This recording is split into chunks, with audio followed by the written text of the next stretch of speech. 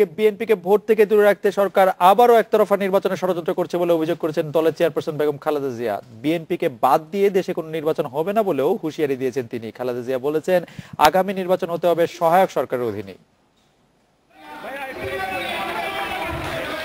রাজধানীর একটি হোটেলে জাতীয়তাবাদী মুক্তিযোদ্ধা দলের ইফতার মাহফিলে যোগ দেন বিএনপি চেয়ারপারসন বেগম খালেদা জিয়া।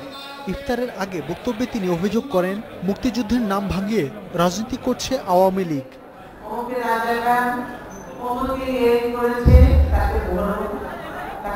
খালেদা জিয়া অভিযোগ করেন, বিএনপির জনপ্রিয়তা বুঝতে পেরে সরকার দলটিকে বাইরে রেখে নির্বাচনের ষড়যন্ত্র করছে।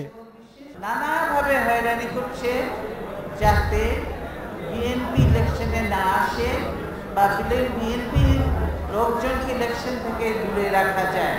এই মামলা নানা রকম অত্যাচার নির্যাতন করে দ্রুত বিচার করে এখন সাজা দেওয়ার ব্যবস্থা নানা রকম করছে। এই অবস্থা করলে এই দেশে নির্বাচন হবে না।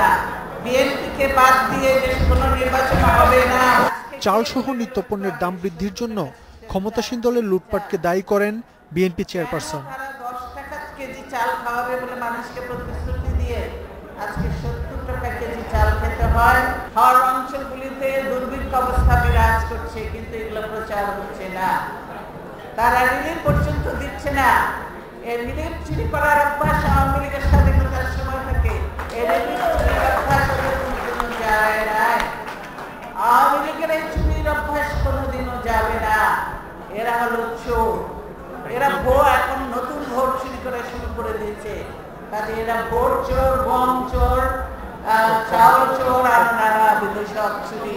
2018 সাল গণতন্ত্রের বছর হবে বলেও মন্তব্য করেন খালেদা জিয়া। 2018 সাল দেশের জনগণের বছর হবে, গণতন্ত্রের। মাহমুদ শরীফ, ইন্ডিপেন্ডেন্ট নিউজ, ঢাকা।